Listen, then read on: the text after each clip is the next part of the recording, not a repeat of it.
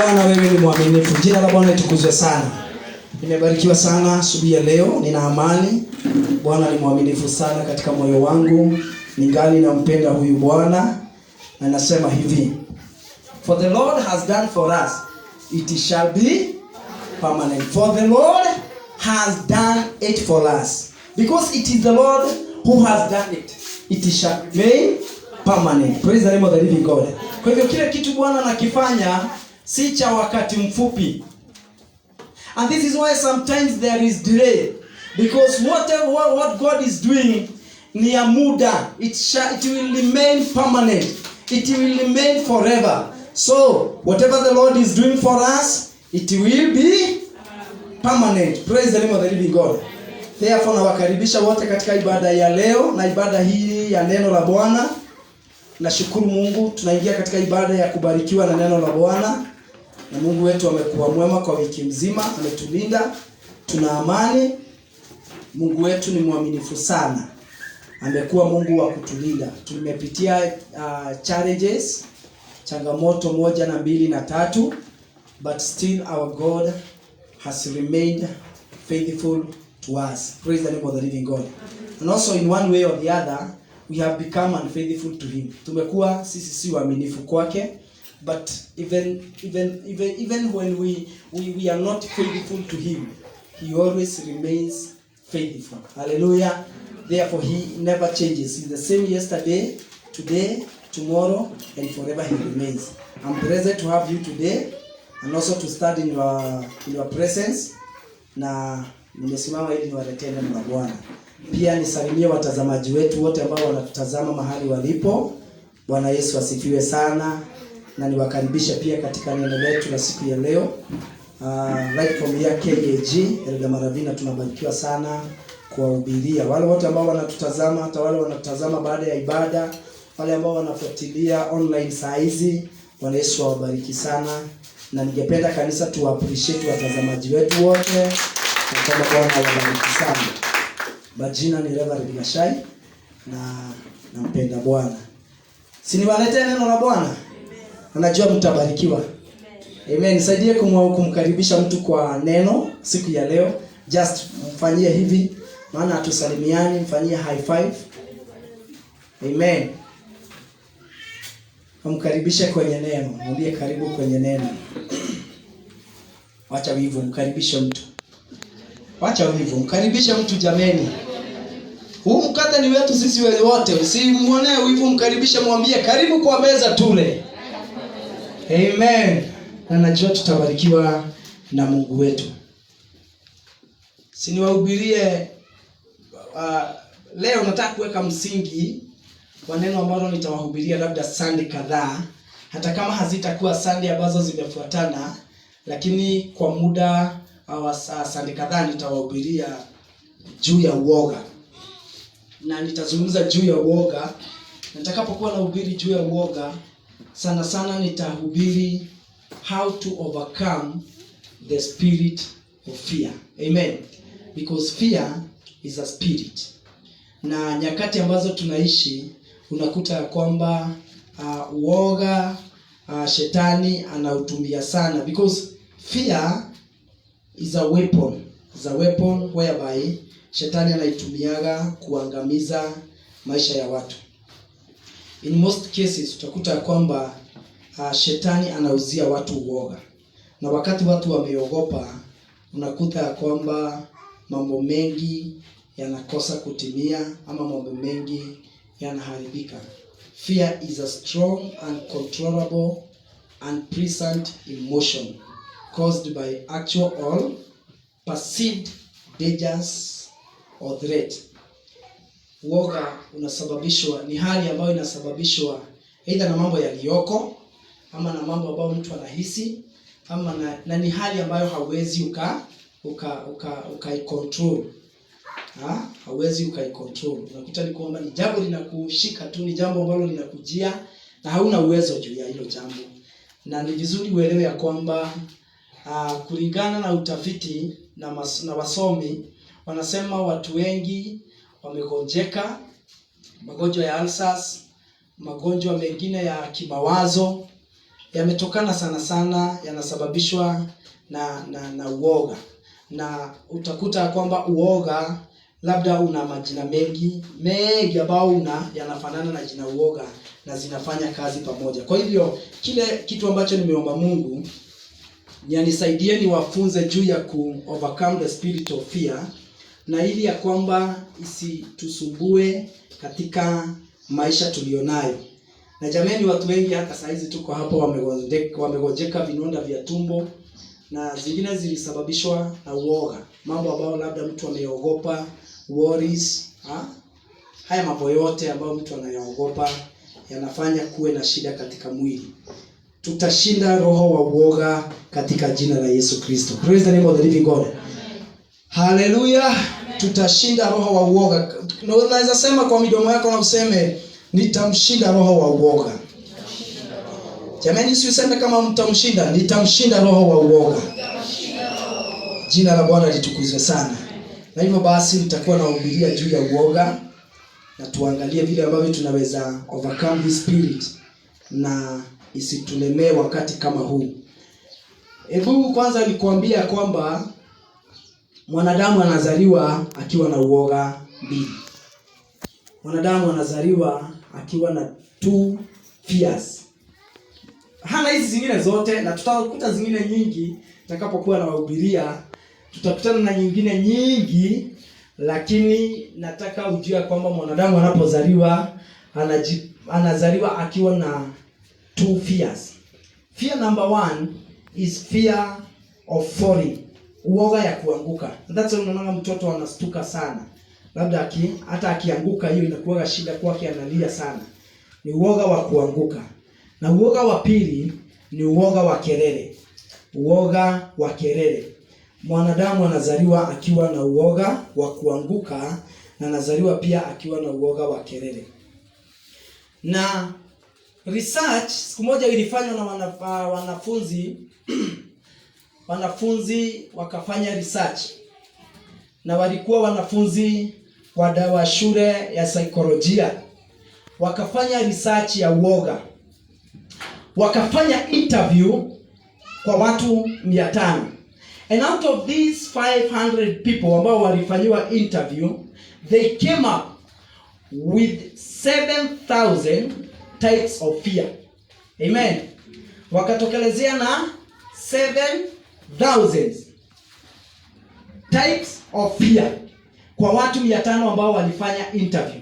Kwa hivyo utakuta kwamba uoga, in fact hata ukianza kufanya study ya uoga, it's very wide. Utaikuta ikiwa wide sana. Lakini to make it simple for us to understand, na ili pia neno la Bwana litusaidie, ninataka niweke into 2 groups. Niweke uoga into 2 groups. Na hizi group mbili ndio tutakuwa tunaangalia. Na group ya kwanza is a commanded fear. Group number 1 is a commanded fear. What is this commanded fear? A commanded fear inatokana na the word of God. It is a command. We are commanded to fear. That fear, it causes holiness in our lives. Praise the name of the living God. It brings good health. Inafanya tuwe na afya. For instance, let us open our Bibles in the book of Ecclesiastes. Ecclesiastes. Inategemea na mwalimu wako wa nasari hii neno. Hii jina ya hii kitabu inategemea na mwalimu wako wa nasari. Kuna jina ni yes. Benye tu unaita Mhubiri sura ya 12 mstari wa 13. Wengine ni unamalizia tu Ecclesiastes chapter number 12 verse number 13. Mwingine atufungulie katika Proverbs. Haidile mtu mwingine atufungulie katika kitabu cha Proverbs. Ana amefungua Ecclesiastes, atusomee chapter number 12. Leo mnisomee Biblia. Nataka leo mnisaidie kusoma Biblia. Kwa hivyo watu wengi watatusomea. Somebody read for us. Mwingine afungue Proverbs chapter number 1 verse number 7. Mhubiri inasema aje?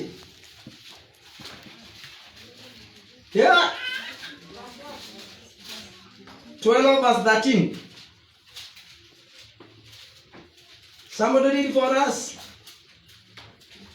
Kama mtasoma nitawasomea Kiingereza. Kwa nini niwasomee yangu ya Kiingereza? Biblia inasema hivi, verse number 13. 12 verse number 13. The Bible says, let us hear the conclusion of the whole matter. Let us hear the conclusion of the whole. What is that conclusion? What is that conclusion?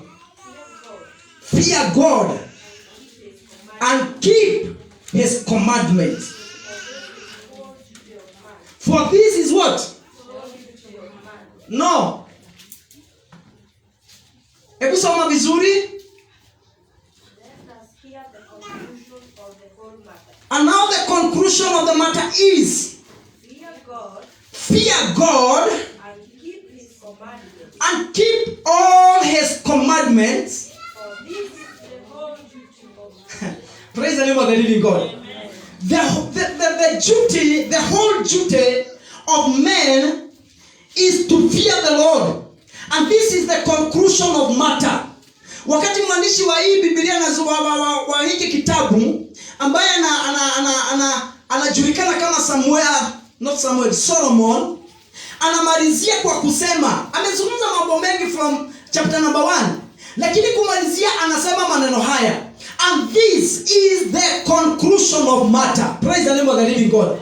Amezungumza juu ya kuishi, amezungumza juu ya wisdom, amezungumza juu ya maisha, amezungumza juu ya vanity over vanity, amezungumza mambo mengi. When he comes to the conclusion, anasema maneno haya, and this is the conclusion. What is this conclusion? Fear the Lord. Praise the name of the living God. Fear the Lord. Fear your God. Conclusion of matter is fear God. After everything, after all other things, you must fear your God. For this is the whole duty of a man, of every man. Praise the name of the living God. Kwa hivyo, fear ya kwanza, uoga, the group number 1, is a commanded fear.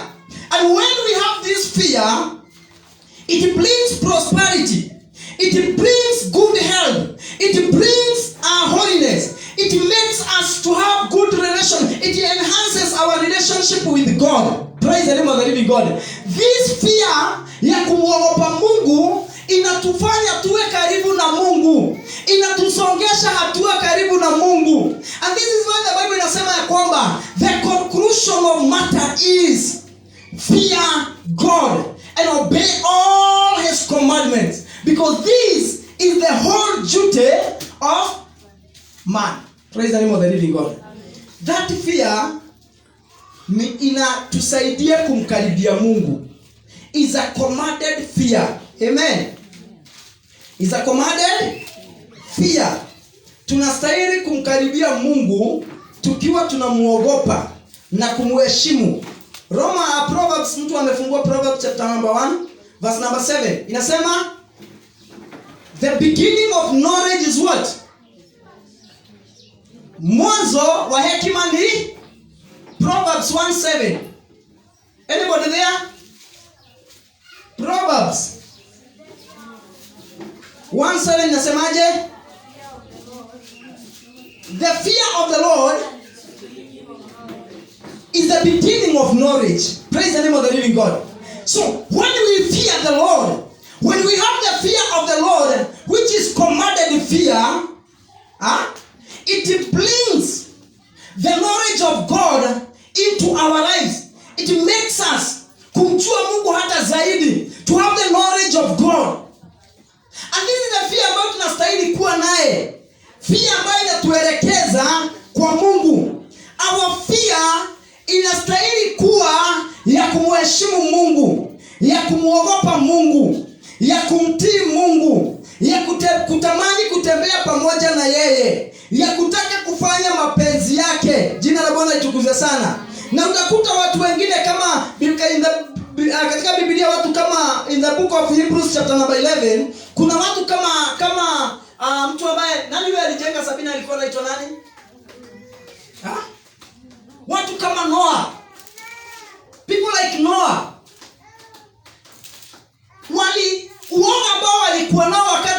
walipata ujumbe wa Mungu ili wasaidie kuokoka kutokana na shida. Hawakuwa na uoga wa mambo ya duniani. Walikuwa na uoga kwa sababu ya kile Mungu amewaambia na kile Mungu amewazungumzia. Sasa uoga wao ulifanya waonekane wakiwa wenye haki machoni pa Bwana. Huu uoga ambao nazungumzia, group number 1, the commanded fear, inatufanya tuonekane tukiwa righteous before the eyes of God.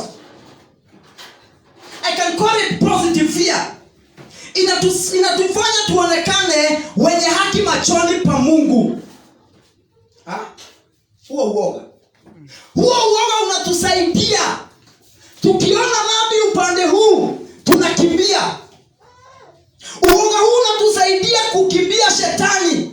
As it is recorded in the book of James chapter number 4 verses number 7. We run away from the devil. We run away from the enemy.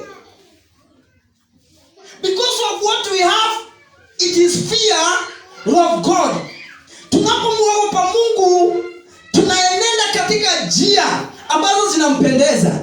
Tunaenenda katika njia ambazo hazina kasoro. Kumwogopa Mungu kunatufanya tutembee, aidha ni usiku ama ni mchana, aidha kuna mtu anatuona ama hakuna mtu anatuona. Kumwogopa Mungu kunatufanya tukae katika njia zake.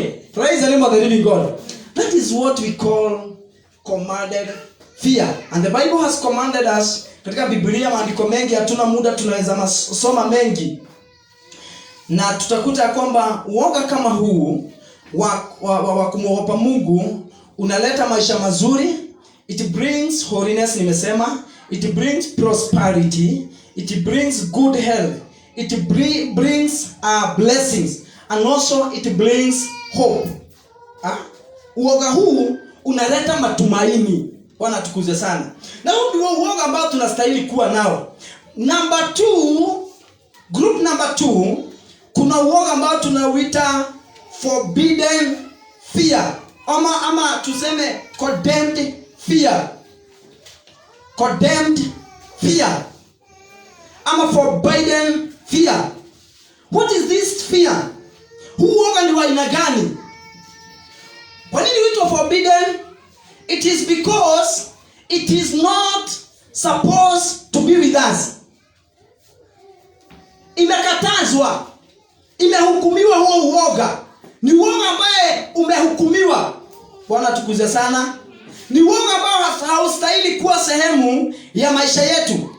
Na huu uoga ambao sasa nazungumzia, na ndio sasa nitauelekea, nataka kuzungumza niseme ya kwamba it has so many names. Tunaweza wita sasa majina mengi. For instance, tunaweza wita fright. Fright ni nini? Tusaidia. Fright ni kama uoga, ni uoga ambao unafanya, yani a violent fear. Uoga ambao uko na mambo mpaka yanafanya mtu atetemeke.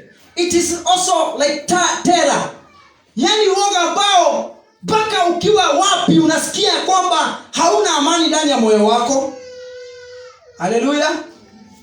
Pia tunaweza wita worries, anxiety, confusion. Huu ni uoga ambao unafanya, ni uoga ambao unafanya mtu achanganyikiwe.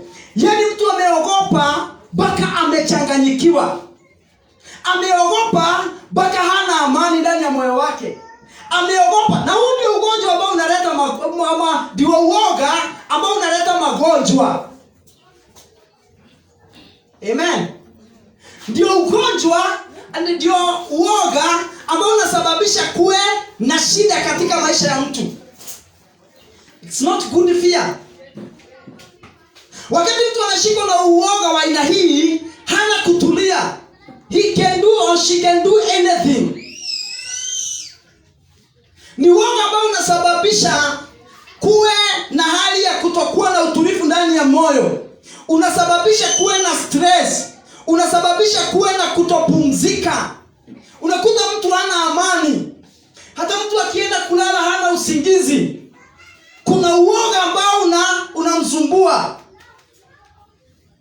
Amen. Na huu uoga si mzuri. Licha ya kwamba huu uoga ndio umedominate maisha ya watu wengi. Na by the way, hata nyinyi ambao nawahubiria siku ya leo hapa pole, ninajua kuna uoga ulio nao. Na kuna kitu unaogopa tu. Kuna kitu tu unaogopa. Either ni kitu ulifanya, ukikikumbuka hilo ni jambo ulilifanya, ukikumbuka hilo jambo linafanya uogope sana. Ama ni mambo unayangalia yakiwa mbali, na unapoyatazama yanafanya pia uogope sana. Ama ni mambo ambayo unayafikiria, unayapika kwa mawazo yako, na yanafanya uogope. Na hata siku ya leo labda umekaa kwa ibada hii na umekaliwa na uoga wa aina fulani. Jamani, nataka nikuhubirie, nataka nikukomboe na neno la Bwana likukomboe kutokana na uoga katika jina la Yesu Kristo. Maana uoga utasababisha watu wengi wakose kumaliza hata miaka ambao walipangiwa na Mungu. Maana wengine watakufa na answers, wengine wamekufa, wengine wamekufa na stress, wengine wamejitoa uhai, wengine wameamua kumaliza jamii zao. Na ni uoga tu umekimbiza mtu, amekosa amani. Si Bwana Yesu atukomboe kutokana na kila aina na tabia ya uoga katika jina la Yesu Kristo. Uoga kama huu tukisoma katika kitabu cha Psalms 91 verse number 5. Hebu angalia huo uoga katika Zaburi. Zaburi ya 91, somebody atusomee hiyo Biblia. Zaburi ya 91 mstari wa 5. Hutaogopa hofu. Wala mshale uvukao mchana. Urukao mchana. Aha.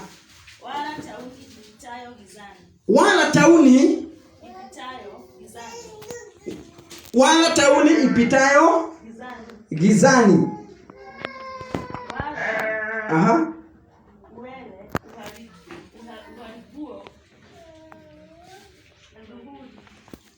Soma vizuri mama.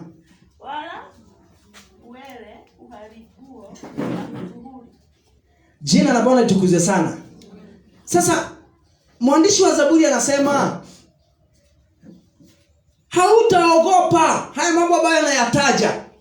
Na sasa haya mambo, tauni, mishale, nini ingine ya usiku? Imeanza aje? Hutaogopa hofu ya usiku. Hofu ndio natafuta. Hautaogopa hofu ya usiku. Sasa hizo hofu za usiku, hizo mishale za mchana, haya mambo yote ambayo Biblia inazungumza yanaletwa na uoga, wapendwa. Haleluya. Ni yanafanya mwanadamu aogope sana. Na mwanadamu akiogopa anafanya mambo ambayo yanaleta shida, aidha kwa mwili wake ama kwa mambo ya huko nje. Sasa maandiko inasema, sasa aina hii ya uoga, let us read our Bibles also in the book of Luke chapter number 12 verse number 32. Luke chapter number 12 verse number 32 inasema, do not fear little flock, for it is your father's good pleasure to give you the kingdom. Now, Jesus anajaribu kuzungumzia wanafunzi na ili kundi kidogo walilonalo.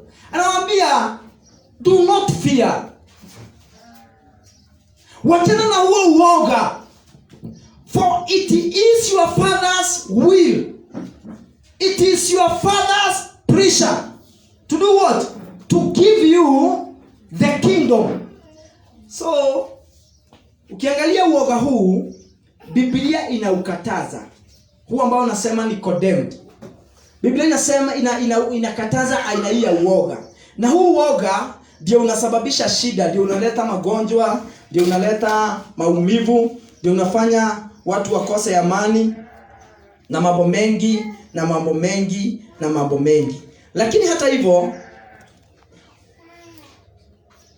upendo wa Mungu Baba unatukomboa kutokana na huo uoga. Hallelujah. The love of God cast out what? This fear. And also we can read in 1 John 3:19. Ya kwamba upendo wa Mungu unatuondolea huo uoga. Lakini wacha nifunze mambo, nizungumze juu ya mambo ama aina 7 ama 6 ya aina ya uoga. Nimesema it is grouped in 2 groups. Number 1, commanded fear, ambayo inaleta holiness na ambayo inasababisha kuwe na good health na mambo yale ya kumwogopa Mungu ambayo yanaleta baraka. Number 2 nikasema ya kwamba ni hii ambayo inaitwa forbidden fear, ambayo inasababisha kuwe na shida katika maisha ya wanadamu. This forbidden fear, hebu tuiangalie. Forbidden fear, nataka tuiangalie number 1, tuone mambo kadhaa ambayo wanadamu wanaogopa. Jambo la kwanza katika forbidden fear na ambayo inaleta shida katika maisha. Sasa nazungumzia uoga group number 2 ambayo inaleta shida. Nasema hivi, men fear failure. Wanadamu wanaogopa failure. What is failure? Yeah? Failure ni kutofaulu, si ndio? Wanadamu wanaogopa. Na jamani, leo simkubali mnizungumzie. Maana nahubiria mahubiri ya kuzungumza na maswali. Failure ni kutofaulu. Na wanadamu wanaogopa sana Mama Teddy kutofaulu. Na hata wewe ulia hapa unaogopa sana kutofaulu. Hakuna mtu anayependa failure. Watu wanaogopa failure. Watu wanaogopa kutofaulu. Katika Mathayo 25, nataka nikuonyesha mfano wa mtu ambaye aliogopa kufail. Na utakuta ya kwamba kwa sababu ya kuogopa kufail, na hivyo ndivyo hata watu wengi wako hapa. Mtu unakuta anaogopa sana kufail. Mtu akiogopa kufail, nini ina happen? Hebu angalia Matthew 25:25. Inasema hivi. Hii hadithi imeanza ukianza mstari wa 14. Lakini nataka tuangalie specific verse number 25. The Bible says, and it was tuanze verse 24. Then he who had received the 1 talent came and said, Lord, I knew you to be a hard man, reaping where you have not what? Sown, and gathering where you have not scattered seed. Verse 25. And see, I was what? Are we together? Verse number 25? Yes. I was afraid. Kiswahili inasema nini? Kuna Biblia Kiswahili, amefungua Biblia Kiswahili. Mama, some. Mstari wa 25. Basi nikaogopa. Praise the name of the living God. Basi, and I was afraid, and went and hid your talent in the ground. Look, there you have what is yours. Praise the name of the living God. This story is all about watu wawili ama watatu waliopewa talanta. Ikianza verse number 14. Wakapewa talanta, mmoja akapewa 5, mwingine akapewa 2, mwingine akapewa 1. Na walipoambiwa waende wakafanya kazi, then after some time mwenye zile talanta akaanza kuwaitisha. Sasa nataka tuangalie huyu mtu wa 3 ambaye alikuwa amepewa 1. Jambo ambalo anasema maneno haya, niliogopa kwenda kuifanyisha kazi. Kwa nini alikosa kwenda kufanya kazi na hii talanta? Kwa nini hakuenda kufanya biashara kama wengine? Because of what? Fear of failure. Aliogopa. Na maandiko inasema ya kwamba mstari wa 25 tumesoma vizuri. Ukasema, and I was afraid and went. Because anasema ya kwamba nilijua wewe ni mtu mgumu. Unavuna mahali ambapo haukupanda. Kwa hivyo moyo wangu ukaogopa. Hivyo ndivyo siku ya leo, katika area nyingi unakuta Wakristo wengi wamelala na vipawa vyao kwa sababu wameogopa. Wakati mtu ameogopa failure, anakufaga akiwa na talanta ambayo Mungu alimpatia. Na watu wengi wanazikwa hata kabla hawajafanyisha talanta zao kazi. Watu wengi wataenda kaburini hata kabla hawajafanya kenye Mungu alikusudia wafanye. Shida sasa si kwamba Mungu hakuwapatia, because there is no one in this world ambao alitengenezwa na Mungu bila sababu.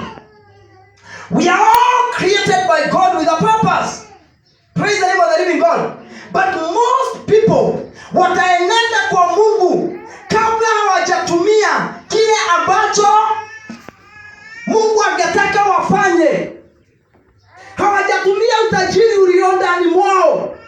Wengine watalala kaburini wakiwa na utajiri wote, hawakufanyisha kazi. Wengine Bwana alitaka wao waimbaji, but because of fear, praise the name of the living God, and this is fear to fail. They fear failing. Wanaogopa kufail. Kwa hivyo hawataki kujaribu jambo. Akitaka kutokelezea kumtumikia Mungu, anasema na sasa nikienda kuimbisha nishindwe, itakuaje wapenda? Itakuaje? Mimi sitaki kuenenda, naweza tokelezea pale niaibike. Ninaweza enda nione haya. Ninaweza tokelezea nikose kuperform. Sasa fear of failure inawafanya watu wengi wakose kumtumikia Mungu. Jamani, nimekuja niwatangazie na niseme lazima tushinde fear ya failure katika jina la Yesu Kristo. Yule Mungu ambaye tunamtumikia anatuelewa vile tulivyo. Haleluya. Anatujua vile tulivyo. I remember one day nilikuwa kijana tu mdogo, a little boy. Na tukiwa church, because my father was a preacher, alikuwa pastor, not a preacher, pastor. Tukiwa church, ile church za zamani tulikuwa tunatwanga drum. Na mimi nilipenda sana kupiga drum sana. Na siku moja nikaona drum ambayo haijachangamkiwa na mtu. Nikachangamkia nikiwa mdogo tu vile. Shida ni hivi, watu wakipiga hivi, mimi nilikuwa napiga vitu zangu upande huo mwingine. Na mimi sina shida, ni drum tu ifanye nini? Bora tu inalia. Then baba akakuja akaninyang'anya ile drama. Hiyo kitu ilinigoga kwa moyo wangu. Na ikanifanya sasa hata nitamani sana kujua drum. Jamani, isipokuwa ni hizi vitu zimekuja juzi hizi, mimi ni mpigaji wa drama mzuri sana. Na sasa vile nikienda huko mahali tunapigaga drama, ninapigaga drama nasikia vizuri. Now, nataka kusema nini wapendwa? Licha ya kwamba nilifail katika siku hiyo, amen, hiyo haikunifanya niingiwe na uoga na niseme sitawahi jaribu tena. Na watu wengi wamefail katika biashara because hawataki kujaribu. Maana nikijaribu ni fail itakuaje? Nikijaribu nianguke nikose kufaulu itakuaje? Watu wengi wanaishi kwa umasikini kwa sababu hawataki kujaribu kitu kingine mpya. And actually when it comes to try a new thing, inasumbua watu wengi sana na watu wengi wanaogopa. Amen. Sasa nikifanya hili jambo, nikisimama kuombesha, alafu hii maombi yangu ikatikie katikati na sijamaliza, itakuaje? Nikisimama kuhubiri, nihubirie watu. Sasa angalia hiyo uoga. It is fear of failure. Na itafanya vipawa vingi. Na imesababisha kanisa la Yesu kuwa masikini. Amen. Jamani, na kama katika kanisa hili, for instance sisi si wengi sana, lakini katika kanisa hili, na kama kila mtu basi angekuwa anachangamkia kipawa chake, Wale wa kuomba wanajua mimi ni muombaji, na anasema sitaogopa, nitaenda kwa maombi. Next week ni maombi, tunaanza ya siku 7. Anasema katika haya maombi nitakuwa ndani. Sitaki kujua kama nitalemewa katikati, lakini ninaenda kuomba. Wale ambao ni waimbaji wanasema mimi ninajua na ninahisi ya kwamba ndani mwangu ninaweza kuwa mwimbaji. Anachangamkia uimbaji. Wale wachezaji wa vyombo wanasema sitaogopa vile watu watasema, nataka nichangamkie hii. Jamani, kazi ya Mungu ingekuaje? But there is this failure that is undermining the church of Christ. Fear of failure. Bwana tukuze sana. Even in the business. And you know, business is a matter of what? Risk taking. Biashara hivyo ndivyo ilivyo. Ni maisha ya kujaribu. Sasa ukimwambia mtu mwingine enenda ukajaribu, na labda yako na shilingi zake 5,000, anaona sasa nikienda kununua boga na zisiponunuliwa, si afadhali nikae na hii 500 kuliko niende nijaribu na nikose kufaulu. Bwana tukuzwe sana. Jamani, Bwana atusaidie na tuweze kuishinda hii fear ya kujaribu mambo. Mungu anatuelewa vile tulivyo. Mungu anakujua vile ulivyo. Anajua weakness zako zote. Anajua weakness zangu zote. Mimi ambaye nawahubiria siku ya leo, mimi singeweza kusimama mbele za watu. Singeweza. Ilikuwa ni kibarua kusimama mbele za watu. Sasa ningewaambia watu nini? Ningewatazama watu kweli mimi na macho yangu? Mimi singeweza. Lakini kwa sababu ya kujaribu, praise the name of the living God, sasa ninaweza kuhubiria watu. Sikuzaliwa nikihubiria watu. Kumbe hata kama sikuwa na uwezo wa kusimama mbele za watu, ndani mwangu kulikuwa na kipawa cha kuhubiria watu. Mungu alitengeneza kipawa ndani ya maisha yangu. Na sasa kama ningeogopa kujaribu, basi hata siku ya leo singekuwa ninawahubiria watu. Ningekuwa basi ninafanya shughuli zingine. Jina la Bwana litukuzwe sana. Haleluya. Number 2, kitu kingine watu wanaogopa. Na hii kabla niingie kwa number 2, hii fear ya failure ina affect watu wengi, especially in career, business, schools, talents, leadership. Hata mtu hataki kujaribu, hata ukimwambia unaweza kuwa a good leader. No. Because anaogopa nini? Failure. Na nikiongoza watu hiyo yanguke. Failure. And it leads to what? Emptiness. Nakuta kwamba there is nothing mtu anafanya na miaka yote inapoteza muda. Hiyo fear kazi yake ni kuharibu maisha na kuharibia mtu wakati. Na hili itafanya watu wengi waende mbinguni wakiwa maskini. Because they feared to try something. Waliogopa kujaribu. Mmenyamaza aje? Ni kama ninyi wote mko hapo. Nimewaona mahali mko. Most of you uko pale. Si Bwana Yesu atusaidie kuondoka katika hiyo fear. There is another fear of unknown future.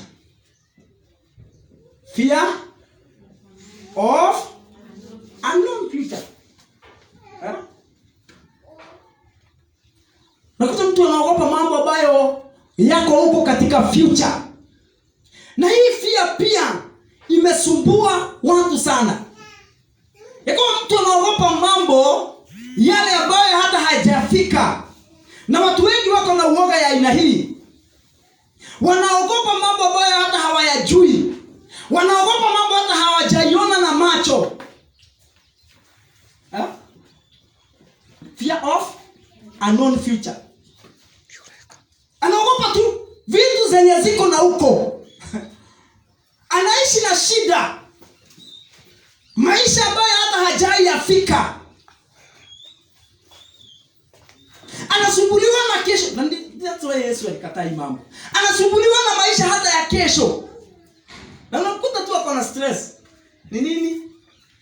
Ako na vitu zote, lakini mtu hana amani. Shida ya huyu mtu nini amekosa? The person has what? The fear of unknown future. Praise the name of the living God. Nasema maneno haya. Mwimbaji wa wimbo alisema, because he lives, I can face tomorrow. Amen. So, hakuna haja ya kubeba uoga na kuwa muoga wa maisha ambayo hata haujayafika. Na ya kusumbue, na ya kuzuia, na huu uoga unazuia watu kugrow. Sasa, tukifanya hii jambo, itakuwaje kesho? Tukiguza hapa, kesho itakuwaje? Tunakosa kushughulikia yale mambo tulio nayo sasa na ambayo tuna uwezo ya kuyashughulikia. Ni sawa, ni vizuri kusave na kufanya mambo mengine, lakini ni aibu sana ukufanya na njaa na uko na pesa mfuko. Ni jambo la ujinga sana. Mama uanguke huko barabara, watu waseme ni COVID imekuangusha, ukipeleka hospitali ukutikana ni njaa, wamwambie si huyu mtu ni njaa inamuua. Na sasa hiyo watu wakiingia kwa mfuko wanakukuta ukiwa na pesa nyingi. Si ni jambo la aibu sana? Na sasa hiyo wewe unashughulikia mambo ya kesho. That is fear of unknown future. Na jamani, si vizuri tusumbue. Number 3, men fear truth. Na hapa tutaiangalia vizuri sawa sawa. Wanadamu wanaogopa nini? Ukweli. Amen. Hata ndio hapa kuna vile unaogopa ukweli. Na watu wengi kusema ukweli wanaogopa ukweli. Ukiambia mtu amefanya kitu na ni yeye amefanya, anatoa macho saisi. Inakaa kama hii bulb. Akikana na anaweza toa vita. Anaweza narudia watu wengine maguo. Na yeye amefanya. Anaogopa ukweli. Jina la Bwana tukuze sana. Na wanadamu hivyo ndivyo wameumbwa. Na lazima Bwana tusaidie.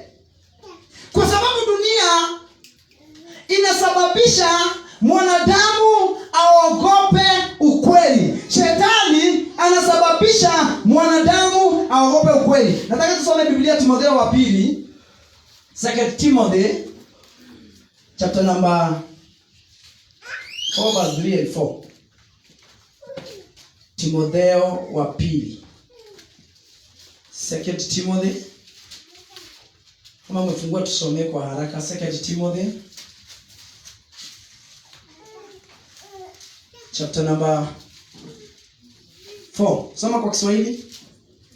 2 Timothy chapter number 4 verse 3 and 4. Some kwa Kiswahili alafu nisome kwa Kiingereza.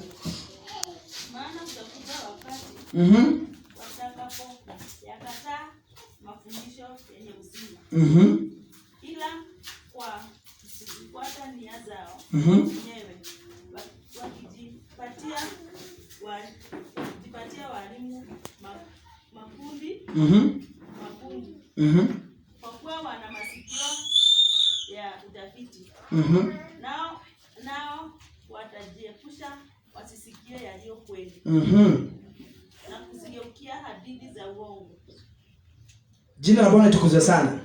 Biblia inasema hivi, for the time will come when they will not endure sound doctrine, but according to their own desires, because they have itching ears, they will heap up for themselves teachers, and they will turn their ears away from the truth and be turned aside to fables. Jina la Bwana tukuzwe sana. Men fear what? Truth. Na hii ndio dunia tulio nayo hata siku ya leo.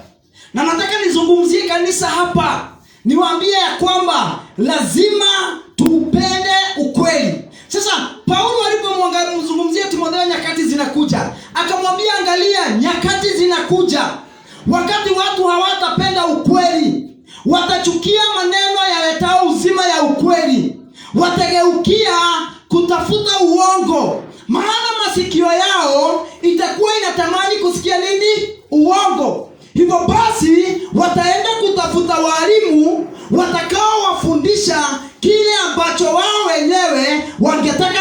kuhubiria. Kwa nini wanaenda kutafuta walimu? Kwa sababu walimu walioko na wenye wanahubiria wanawaambia ukweli. And because they don't want to hear the truth, they are not ready to accept the truth. Therefore, they will heap for themselves teachers who will teach them what they want, what they desire to hear. And this is what is happening even today, even in our churches. This is why there are so much migration of Christians from one denomination to another. They are looking. This is why kila wakati kuna chipuka makanisa na vikundi, na zingine haja yao si kutafuta Mungu. Wengine utakuta haja yao ni wapate mtu atakayewahubiria kile ambacho wao wenyewe wanataka kuambiwa, kwa sababu wanaogopa ukweli. Praise the name of the living God. Wakati mpendo utashikwa na uoga wa kuambiwa ukweli, utaanza kuhangaika, utaanza kuhama kanisa moja, utaanza kusema KAG haina roho. Ukienda Furu unasema Furu iko na watu washerati. Ukitoka Furu unasema hiyo ingine sijui ni kaa nini. Ukienda hauna kutulia. Shida ni nini? Una uoga wa kuambiwa ukweli. Jina la Bwana litukuzwe sana. Na wacheni wapendwa niwaambie, huu ukweli wa neno la Bwana hautabadilika. Usumbuke wapi uende wapi, kama ni neno la Bwana utalikuta likiwa vile lilivyo, maana haliwahi itawahi badilika. Kwa hiyo lazima tuache kuogopa ukweli. Wache kuogopa kuambiwa ukweli mpendwa.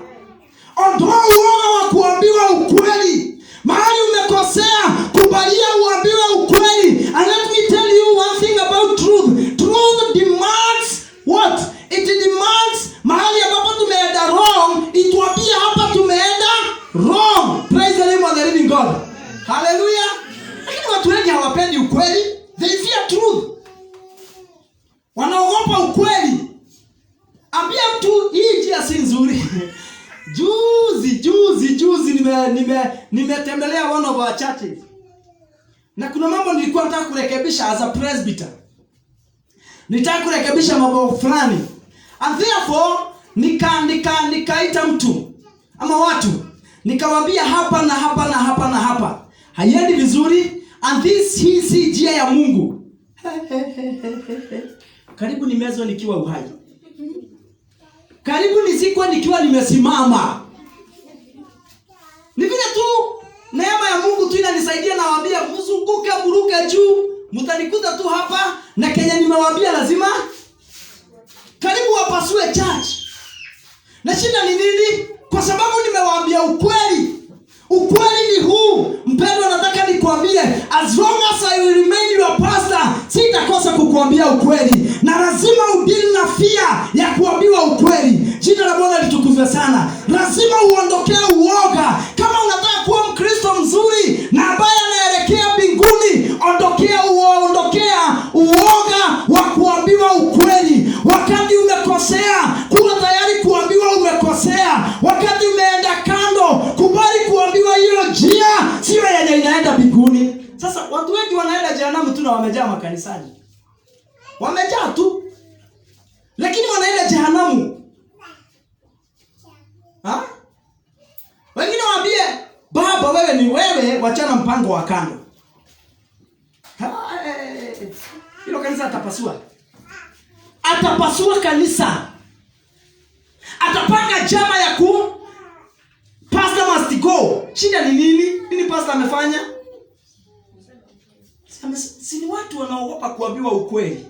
Jamani, naomba nihubirie kanisa ambalo liko tayari kuambiwa ukweli. Naomba tuwe church ambayo haiogopi kuambiwa ukweli.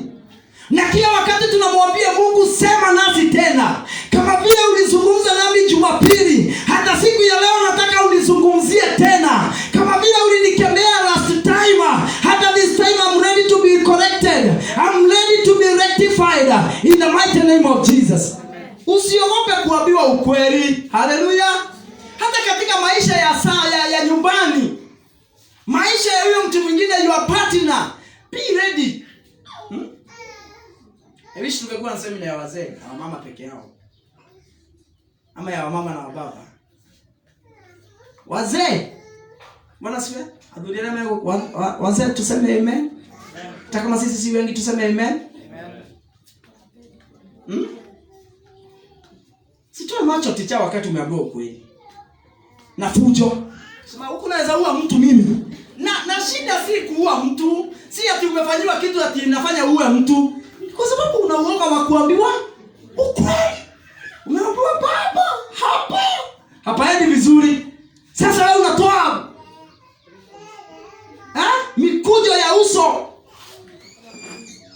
Inaruka kama mizizi ya kiziki. Unataka kuua mtu na ni ukweli umeambiwa. Wababa hata wale ambao wananisikiza na wale wananitazama, tupende kuambiwa ukweli katika jina la Yesu Kristo. Maana kama tunaogopa kuambiwa ukweli, tunaenda jehanamu. Mama aliambia assistant bishop siku moja kwa simu. Kaniambia akasema ati ananiangalia sana nisiende jehanamu. Huyu. Ati ananiangalia sana nisiende. I like that one. Na kila wakati ninampatia nafasi yako hapa ya kuniambia ukweli. Na mali ameniambia hapa ni vizuri. Zamani nilikuwa narukaruka sana. Nilikuwa tu pastor. Natoa sauti ya mwanaume. Na ni mambo tu sitaki kuambiwa ukweli. Na hiyo ndio ukweli. Lakini sasa nimejifunza kudili na uoga wa kuambiwa ukweli. Wakati naambiwa ukweli na nyamaza na ninavumilia. Hata kama ni mchungu ninameza, maana hiyo ndio ukweli wa mambo. Na nijajiita mkutano mara moja, ninarekebisha. Jina la Bwana litukuze sana. Si wazee tusaidie sana. Amen. Ambiwa ukweli. Wacha kuogopa ukweli. Hata wewe mama, wacha kuogopa ukweli. Ukiambiwa kuna kitu yeye vizuri, wacha kufunga mizigo. Na afadhali niende kwa na unaenda wa kwenu kwa sababu kuna kitu unaficha. Hapa ni kama sipendwi, ni kama ukianza na vitu zingine. Hata kuna mtu mwingine unapenda. Na ni ukweli unapotelea tu. Ni ukweli hutaki kuambiwa. Fear of truth. Praise the name of the living God. Kama neno la Bwana linatuzungumzia kama kanisa, si tulipende. Nikikuita nikwambia hauendi vizuri. Kwa nini? Kwa sababu hautoi fungu la 10. Acha vituko. Wacha. Ni ukweli ninakwambia, hata wewe mwenyewe unajua ufanye nini? By the way nikikuita, nikwambia okay, nataka kukuona. Nikwambia Bwana asifiwe dada. Amen. Na unaendelea vizuri katika wokovu. Una kasoro mahali. Kwa sababu hujakuwa mwaminifu kwa fungu la 10. Sasa, si wewe mwenyewe unajua mama wako iko ndivyo kweli ndivyo. Sasa, vituko ni za nini? Hiyo kanisa haina roho, siku hizi pata na ubiri pesa tu, hata alikuwa na ni ukweli wa mambo. Na ni ukweli unapotelea.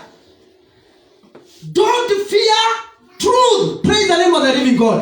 Na kama kuna kitu mimi naomba Mungu kila wakati, ni kila wakati Mungu anizungumzie. Ni kila wakati Mungu aangazie hata zile kona ambazo watu wengi hawawezi wakaziona. You know in a life, in maisha ya mtu, si kuna tu sehemu ambapo mtu hawezi, watu wengine hawezi wakaona. Unajua katika sehemu yako kuna sehemu ambazo hata kama ni mume wako maeri, hata kama ni mume wako kuna tukona twingine macho yake hayawezi yakaona. Hata hizo kona ambazo mke wangu hawezi akaziona, ninaomba Mungu azimulike kila wakati. Praise the name of the living God. Na kila wakati Mungu aninenee ukweli. Kila wakati Mungu anizungumzie ukweli. Kama nimeanguka katika hali ya kumtumikia Mungu, kama nimelala katika hali ya maombi, kama nimelala katika kusoma neno, kama nimefail katika kumtumikia Mungu na mali zangu, nimekuwa mwizi wa mali za Mungu, Mungu niambie ukweli. Na hiyo ni ya maana sana. Bwana asifiwe. Wangapi wataendelea kunipenda nikiwaambia ukweli? Mtakaa chacha hata nikiwaambia ukweli? Hii ni mtihani na nitaanza kuifanyisha kazi nione kama inafanya kazi. Another fear number 4, the fear of responsibility. Fear of responsibility. Fear of responsibility. Mahali tulikuwa tumesoma Matthew chapter number 25 verse number 25, hatutasoma tena. This man ambaye tumemsoma aliyepewa talanta akakosa kuifanyisha kazi, alikuwa pia na this fear of responsibility.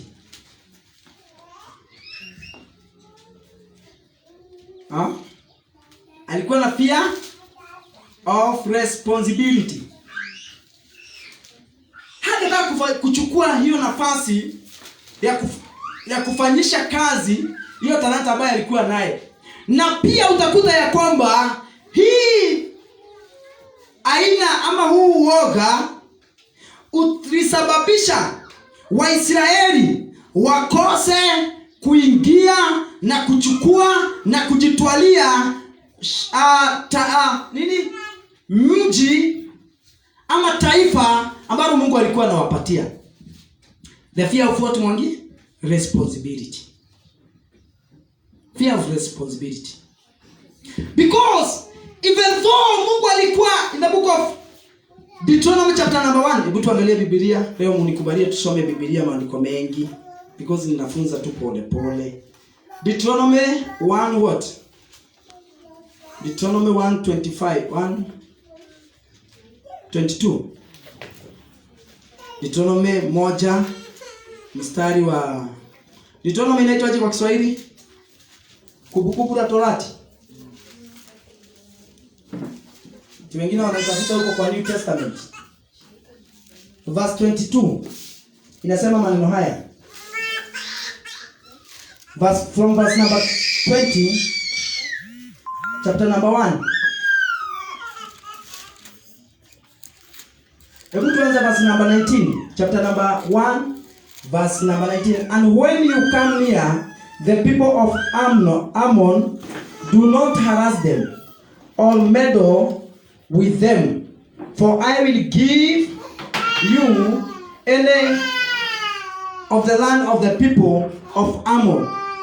For I will not give you any of the land of the people of Ammon as a possession, because I have given it to the descendants of Lot as a possession.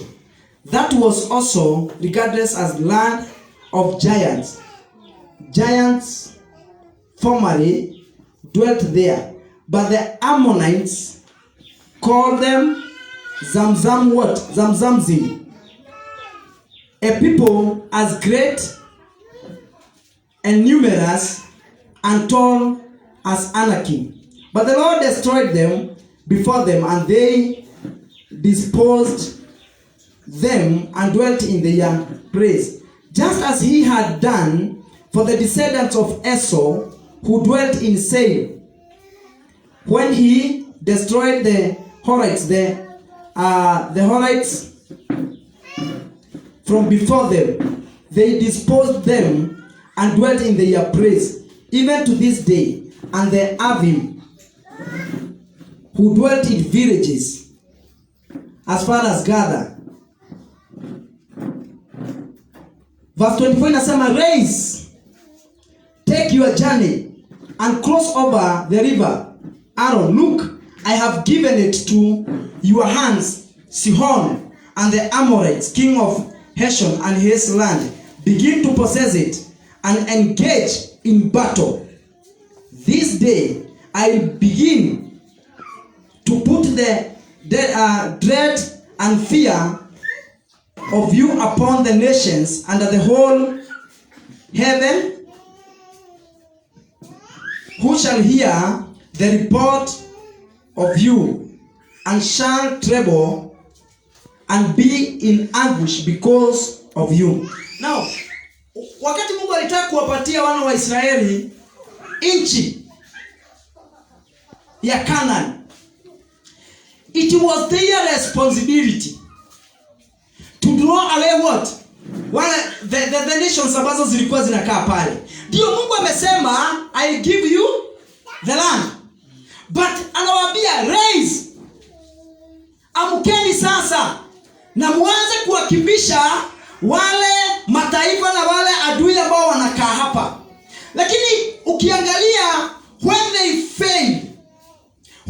feared to take this responsibility, especially in the book of Numbers, Wakati waliangalia wale watu wa kule wakaona wanakaa majitu, they feared to do what? To assume their responsibility.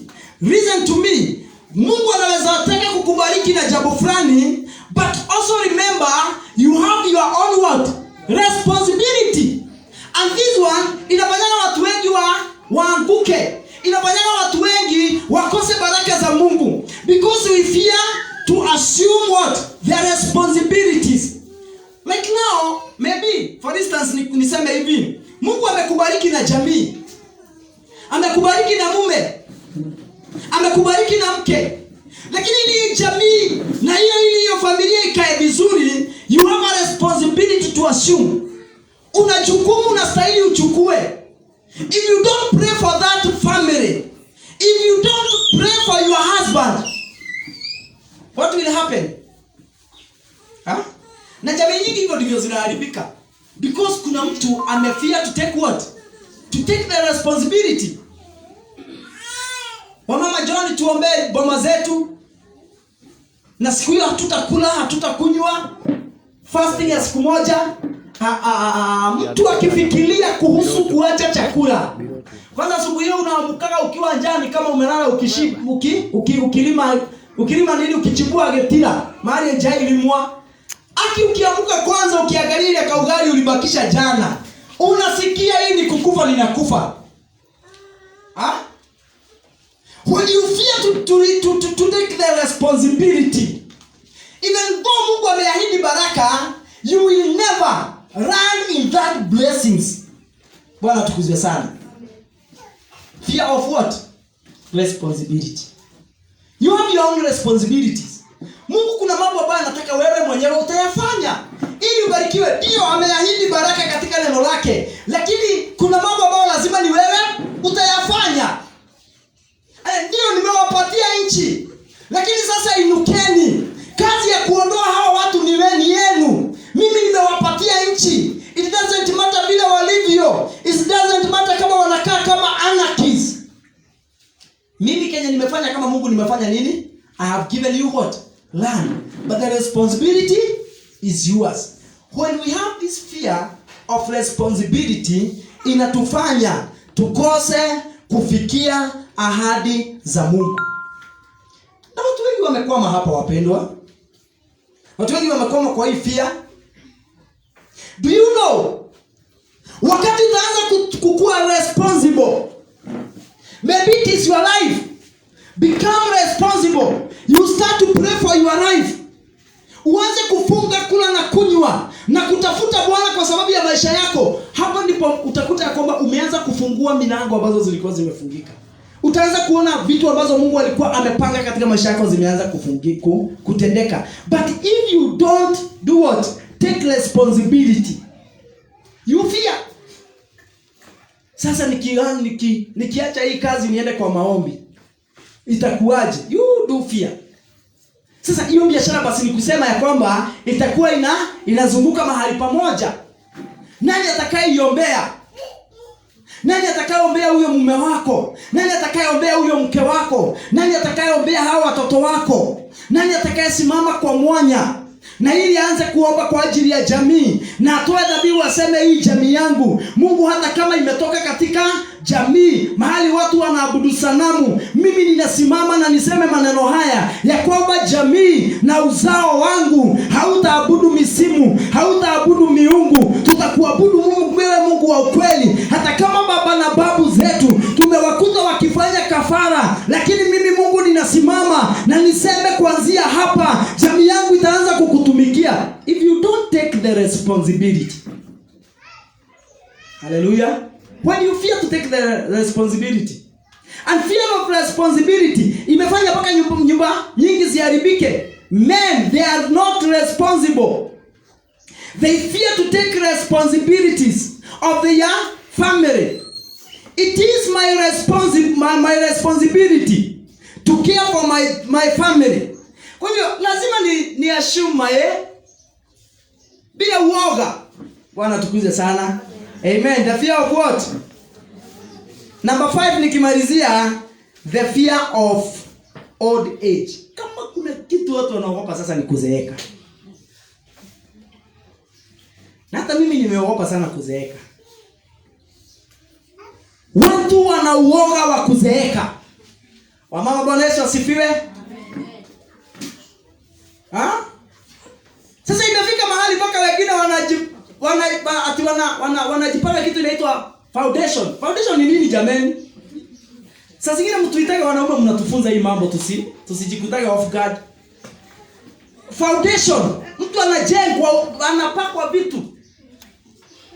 Unfortunately akinyeshewa mahali, kwa bahati mbaya mvua imunyeshe. Nini shida hiyo yote hizi vituko zote? Kuogopa tu kuzeeka. Bwana tukuze sana. Na miaka 70 nasonga. Unaona hii kitoka mvi? Nikuja huko tu unipake dai. Kwambia paka. Kama ingine nikuta umepaka jamaa pale ameng'ara kung'ara. Hata nikipaka dai, miaka imefanya nini? Miaka imesonga. Mama, hata ujipaka foundation, miaka imeenda. Bwana tukuze sana. Mimi sitaki kuzeeka, ni sawa. Lakini ukweli ni kwamba miaka inafanya nini? Wacha kuogopa kuzeeka. Wacha kuogopa kuzeeka. Mimi sema watu wasikuwe warembo, hapana, sina shida na hiyo. Lakini wacha kuogopa kuzeeka. Maana inasonga, ticha. Hii miaka iko bioni. Inaenda bio. Wacha hivyo. Miaka ni kusonga, inasonga. Na kama kuna watu wanaogopa ni kuzeeka. Thank God because tunaendelea. Mungu atupatie siku nyingi hapa tukae tu na nyinyi niwaonage tu. Mungu tu niwaone. Niwaone tu, Mungu anisaidia nipatie siku nione watu. Baka Joshua anakataa kabisa hajazeeka. Mzee mwite mzee. Mzee ni babako. Na kwa kweli anatembea na mkohojo. Hii dunia itatuonyesha mambo. Mifia tu ya kuzeeka. Jina la Bwana litukuze sana. But also unastahili tuelewe na tujue kwamba getting old, it is according to the plan of God. Hallelujah. And utakuta ya kwamba in the Bible, sina muda wa kusoma lakini kupatia maandiko, utakuta ya kwamba sometimes achievements, honor and glory are attached to old age. Leviticus chapter number 19, andika kwa muda wako. Movie. Sasa kavalia kile kikofia kionyeshe wisdom. Na sasa hii movie ndio tunapaka dai hapa kila mahali. Hii movie. Na unapewa na Mungu ionyeshe nini? Bwana tukuze sana. Wakati mwingine unakuta kwamba glory and honor, they are attached to old age. Sasa usisumbukage vitu zingine. Sinde uking'oa mvi maana imemea, ushinde hapo ikikusumbua. Hapana, wacha nayo. Mungu amekupatia na usiogope. Na watu wengi wanaogopa kuzeeka, lakini tukielewa the plan of God hatutaiogopa. Number what? Na pia katika old age utakuta kwamba watu wengi wana achieve na wanafanya accomplishment katika miaka ya uzeeni. So kama Mungu akitupatia miaka, kuna mambo ambayo tutaenda tukiyafanyaga. Bwana tukuze sana. And also there is fear of insecurity. Like now the time we are living in, there is a lot of insecurity. Tukiangalia kiangazi kama hii yenye iko, hatujui sasa chakula kitatokaje. Na unakuta watu wengi wanajawa na uoga. There is a lot of insecurity even in our nation. Unakuta kwamba watu wameuawa, kuna nini, mauaji, TV, news zimejaa mauaji, shuleni watoto wako na hali ambayo labda si nzuri, walimu pia wako na wako hatarini. Mwanafunzi anachukua bao iko na mshumari, anapigilia kichwa ya principal inaishia ndani. So walimu wako insecure, watoto wako insecure, manyumbani hakuna security. Bwana tukuze sana. Amen.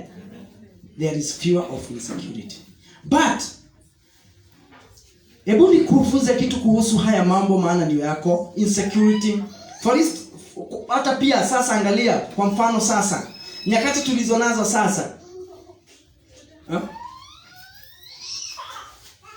Kisikia cancer, kisikia COVID, haya mambo yanafanya tukuwe na hofu sana, si ndio? Especially ukijua tu mtu ako na COVID ama ako na ugonjwa. Those are fears of insecurity. Watu wapendwa, hebu niwaambie hivi ya kwamba Matthew chapter number 6 verse 24. Hebu tusikie kenye Yesu alisema kwa Matthew. Matthew 6:24. Na mtu amefika kwa Kiswahili? Some. The fear of insecurity. Matthew 6. Chapter number 6 verse 24.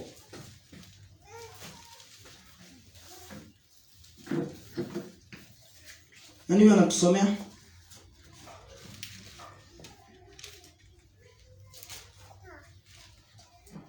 Hakuna mtu awezaye kutumikia mabwana wawili.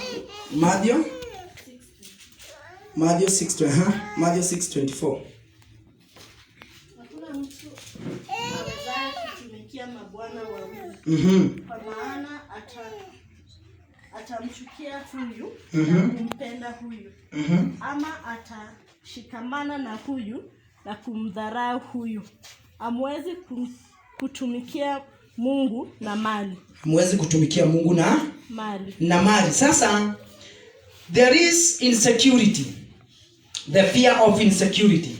Na inawasumbua watu wengi. Na ukisoma mstari wa 25, therefore I say to you, do not worry about your life, what you will eat or what you will drink, nor about your body, what you will put on.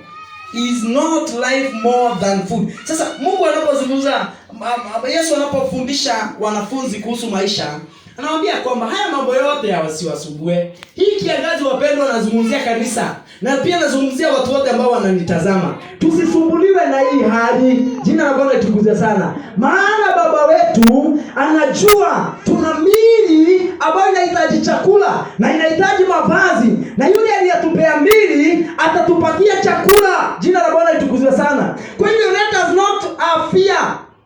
Let us not have insecurity in our lives.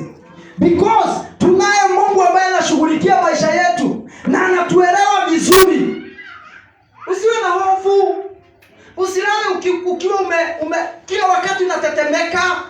Kila wakati unakosa amani kwa sababu ya vile jua linawaka. Sasa likiwaka na wewe ushinde hapo na stress, utaisimamisha?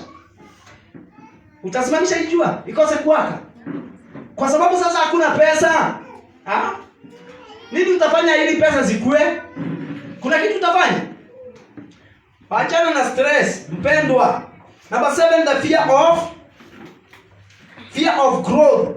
Kuna watu ambao wanaogopa hata growth yenyewe.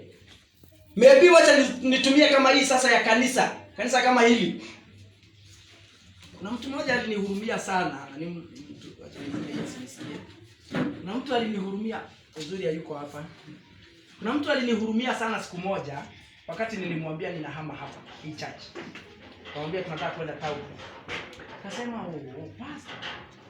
Sasa si afadhali nyinyi watu 5 ambao wanaenda biguni kuliko watu maelfu ambao hawaendi biguni? Wewe unasikiaje hiyo maombi? Unaonaje hiyo huruma? Si afadhali nyinyi watu wachache ambao wanaenda kuliko watu wengi ambao hawaendi? Hiyo maombi inakaa mzuri. Inakaa ya mtu wa Mungu anayehurumia mtumishi wa Mungu, but hiyo sauti si ya Mungu. Amen. That is fear. Unakuta kwamba watu wengi wanaogopaga ya kwamba sasa kanisa kama hili likipanuka litaanza kuwa na dhambi. Amen. Hiyo si sauti ya Mungu. Ni mtu ambaye amejawa na uoga. Na watu walio na uoga ndio wanasemaga hivyo. Si afadhali tukae tu watu wawili na tuende mbinguni? Kwani wewe unadhani ni wewe umeitwa mbinguni mkuwe peke yako na mtu mwingine mmoja?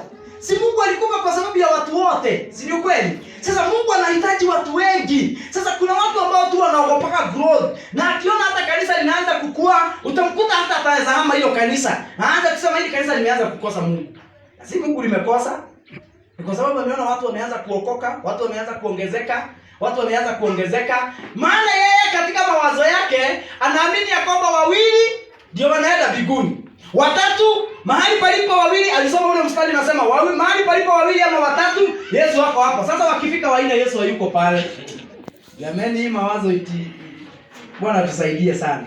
So, hatustahili kuogopa mambo. Fear of what others, namalizia na hii. Fear of what others think or say about you or what they will do to you. Kuna watu wanauoga wa watu. Na hii sasa imeaffect karibu sisi wote. Sijuzi niliwauliza kwa nini hamuombaji kwa sauti hapa kanisani? Si niliuliza hili swali? Bwana tukiomba maombi na hizi microphone na waibaji hapa kwa microphone nasema hallelujah. Yes Lord, we worship you. Unasikia huku ndani kumejaa watu wamebarikiwa, wote wanalipuka, lakini zima tu hivi mara moja. Niliuliza kwa nini? It's fear of men. Praise the name of the living God. Watu wanaogopa wanadamu. Na lazima mpendwa ujue kudili na hii uoga. Kwa sababu uoga wa kuogopa wanadamu itakusumbua, itazuia umtumikie Mungu. Kuna watu wengi wamekuwa vizuizi kwa wengine, na wanadamu watakuwa kizuizi kwako. Kama utaogopa wanadamu, jamani, hautaifanya kitu. Iwe ni kwako, iwe ni kanisani. Kama wewe ni wa kuogopa watu, kama unafia ya watu, hakuna kazi utaifanya. Hakuna. Maana kila mahali ukienda kuguza, unakuta wanadamu ukienda upande mwingine. Sasa utakaa namna gani mpendwa kama umejana uoga ya watu? Watu watasemaje? Nikisimama watu watazungumzaje? Nikitembea watu watasema nini? For your information, hebu nikwambie, watu wanakuzungumzaga. Na lazima uelewe hivyo. Haleluya. Ili usisumbuliwe na hili uoga, lazima uadmiti katika maisha yako ya kwamba watu wanafanyana nini? Wananiogeaga. Mimi najua ni hapa mnasemaga amen. Saa zingine mkiwa huko, you talk about me because I'm man. Praise the name of the living God. And that one is okay. Haina kelele. Sami, mimi ninakuzungumza huko, lazima nikuzungumze kama Sami. Yes, hivyo ndivyo maisha yalivyo. Sasa hii uoga ya watu watasema nini, watu watakufanyia nini, si nzuri. Na siku moja Yesu katika kitabu cha Mathayo chapter number 26 akatoa warning. Akasema mjue watu hawatazungumza mambo mazuri. Mathayo 26 verse 69. Akasema watu hawatazungumza vizuri. Na alizungumza haya mambo zamani sana. Anawaambia people will talk evil against you. So be very careful. Usikwazwe na watu. Usikose kumtumikia Mungu. Wacha uoga wa vile watu ambavyo watakavyosema. Hivi vitu nyingi ambazo tunafanyanga hata kwa church, most of them it is because of men. Actually hata vile uliimba leo, most of you, especially wale wako na hiyo uoga ya watu, vile uliimba leo si kwa sababu ya Mungu. Maana ulikuwa unasema sasa watu wananionaje ikirukaruka hivi? Sasa watu wanafikiriaje? Huyu jirani yangu. Sasa hiyo unaimba tu. Lakini huyu jirani yangu wako hapa, sasa ananionaje? Ananionaje wakati ninarukaruka? Fear of men. Jina la Bwana litukuzwe sana. Wacha kuogopa wanadamu. Kama unataka kumtumikia Mungu, dili na uoga wa wanadamu. Be ready. Watu wakuzungumze. Kuwa tayari. Na watu wakikuzungumza wacha kuchukua panga.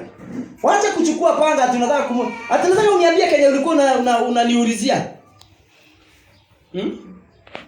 Mama moja jirani huko na huko kwa watu walienda, ati mama mmoja amemzungumza, sasa akaenda kumuuliza kwake.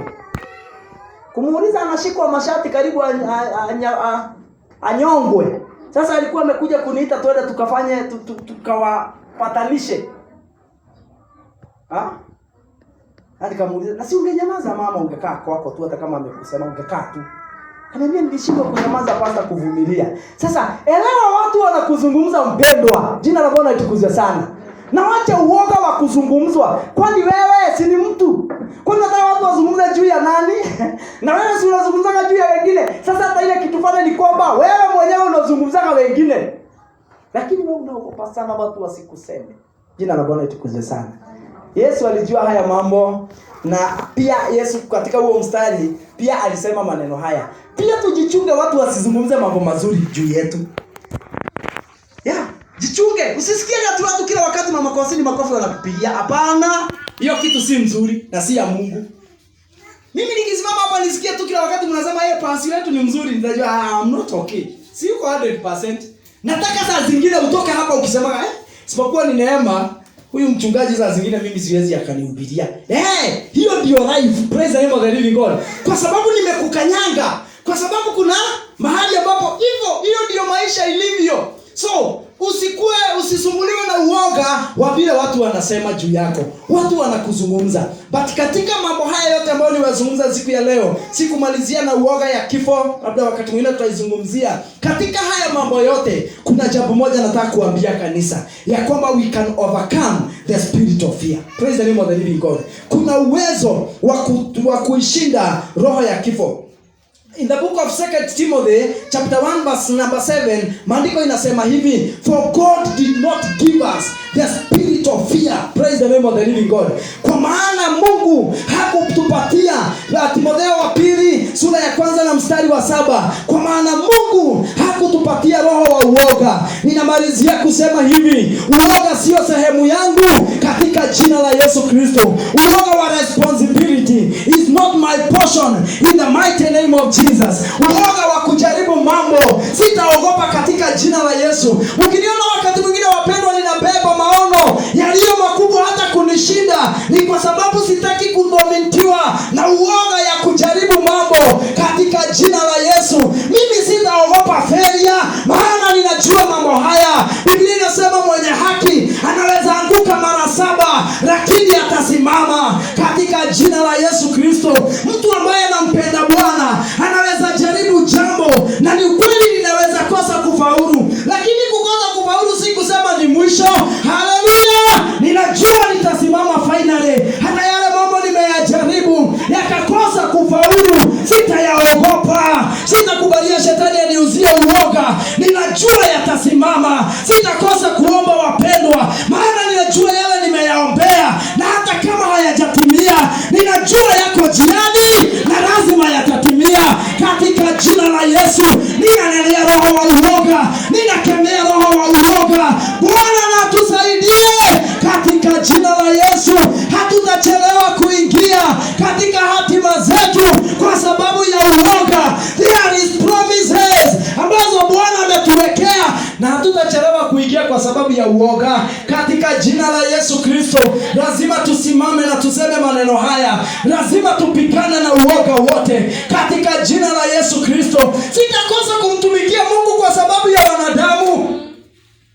Wanadamu wataninena, wanadamu watazungumza, lakini Yesu aliuliza, nini wanadamu anaweza fanyia mtu mwingine? Situogope Mungu mwenyewe ambaye anaweza ua mtu na achukue roho yake na iweke jehanamu. Sitaogopa mwanadamu katika jina la Yesu Kristo. Daudi alisema mwanadamu ni nini nimwogope? Sitaogopa vile watu watasema.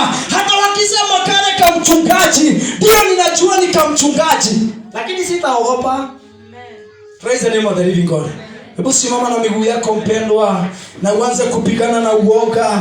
Kuna uoga unakusumbua kwa maisha. Kuna uoga, there is insecurity. Ndio tunaishi nyakati ambazo kuna a lot of insecurity, lakini kanisa la Bwana lisiogope katika jina la Yesu Kristo. Tunaishi nyakati ambapo kuna kiangazi. Tunaishi nyakati ambapo maisha ni magumu, lakini ninaambiwa niambie kanisa lisiogope katika jina la Yesu. Wacha kuogopa mpendwa, wacha kuogopa the future of known, ya kwamba hawa watoto wangu, hawa watu wangu nini watafanya, hawa watu wangu nini itatendeka, itakuwaje na jamii yangu.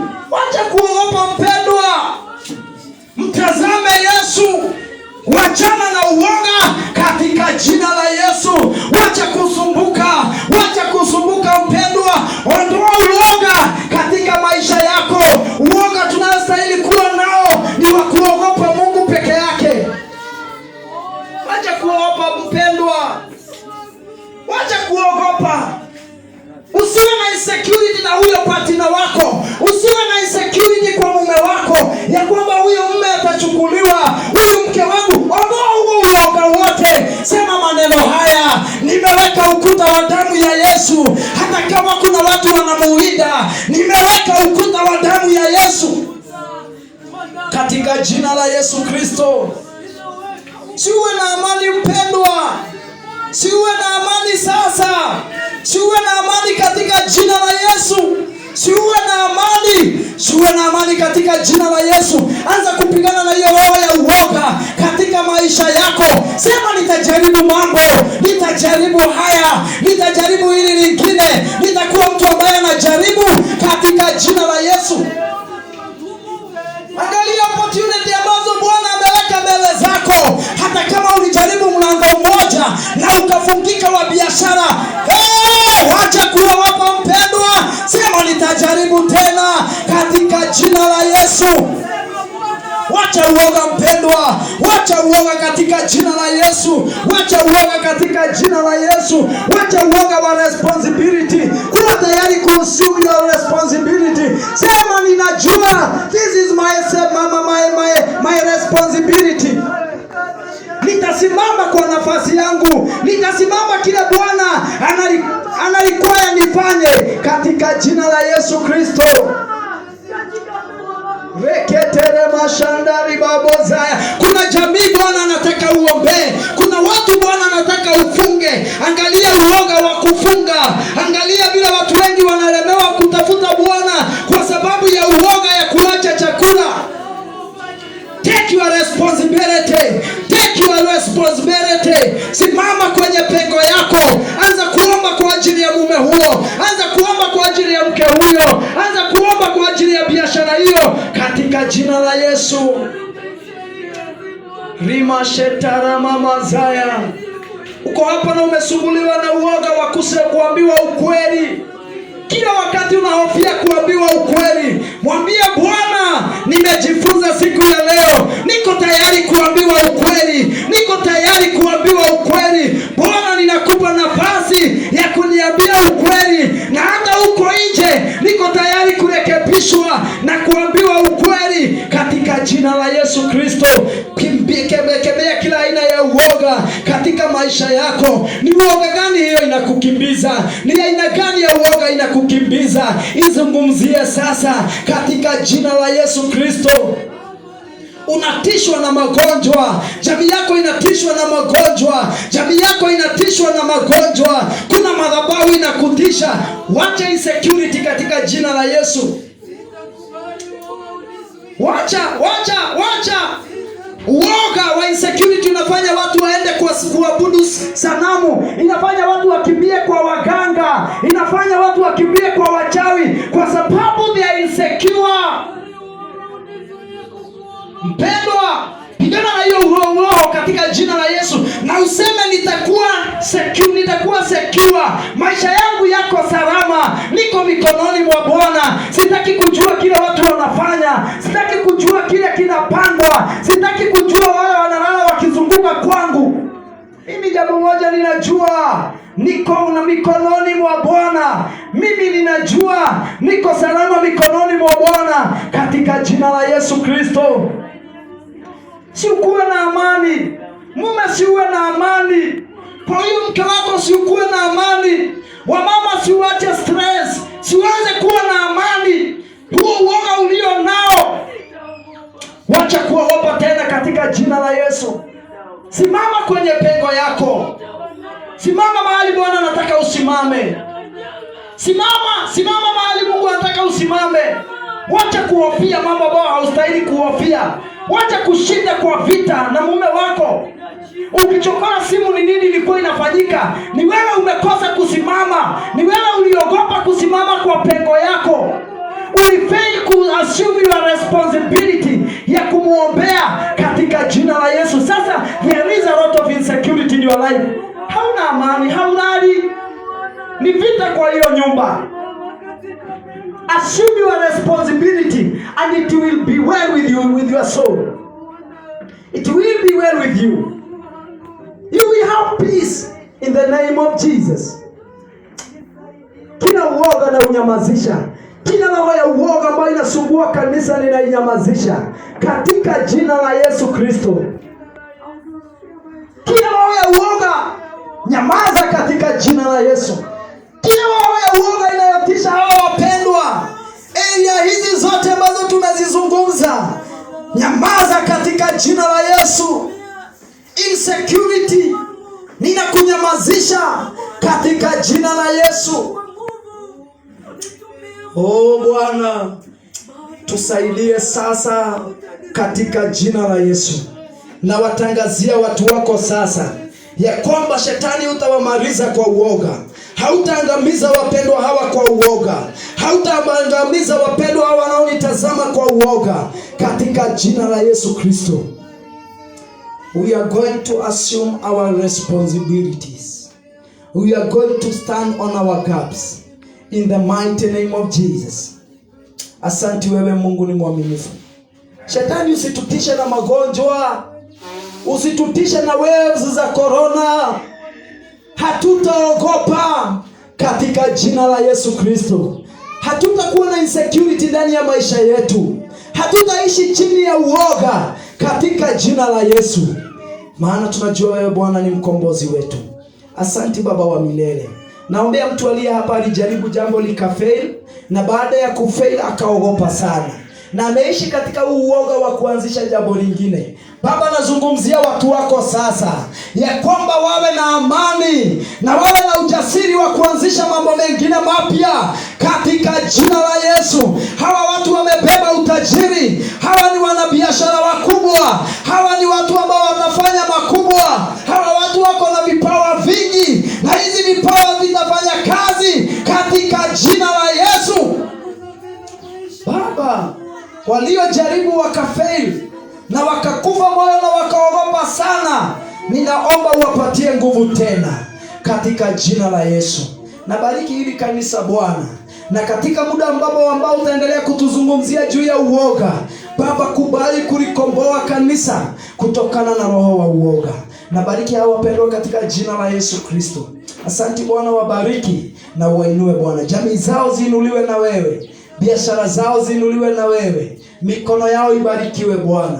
Na kila uoga Bwana, kila uoga wa future Baba, kila uoga wa kesho tunaunyamazisha katika maisha yetu katika jina la Yesu Kristo. Tutatembea kwa amani kwa sababu wewe ni mwaminifu. Katika jina la Baba, la Mwana na Roho Mtakatifu tumeomba na kuamini. Amen. Bwana Yesu awabariki sana. Mungu awe pamoja nanyi na neema ya Bwana iwe nyingi juu ya maisha yenu. Wale ambao wote wametutazama na wabariki katika jina la Yesu Kristo. Neema ya Bwana iwe juu yenu. Muendelee kumtumainia Bwana, endelea kumwamini Bwana. Uoga wote na unyamazisha katika maisha yako katika jina la Yesu Kristo. Kila uoga ambao shetani anakuuzia, ninainyamazisha katika jina la Yesu. Na nakutangulia kwamba utafanya mambo makubwa, utafaulu. Hata yale mambo ulianzisha yakafail, na kutangazia kusimama tena. Kumbuka mtu wa Mungu anaweza anguka hata mara 7, lakini kuna hakikisho ya kusimama katika jina la Yesu. Mungu awabariki sana. Mungu atembee pamoja nanyi popote ulipo, uwe uko Kenya ama nje ya Kenya. Neema ya Bwana iwe nyingi katika maisha yako. Jamani, mbarikiwe sana. Na wale ambao wako nje na wangetaka kusupport mradi wetu wa kujenga ile kanisa tunajenga pale mjini, jamani, tuna our M-Pesa number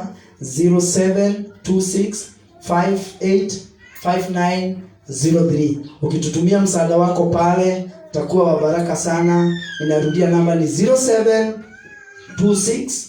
585903. That is our M-Pesa number, na tunaitumia kwa ile kazi iliyo mbele zetu. Tunashukuru Mungu sana kwa mahali imefika, na kwa neema ya Bwana katika wakati itamalizika. Mungu akubariki sana. Mungu awabariki nyinyi wote tunapoingia kwa ibada ya kumtolea Bwana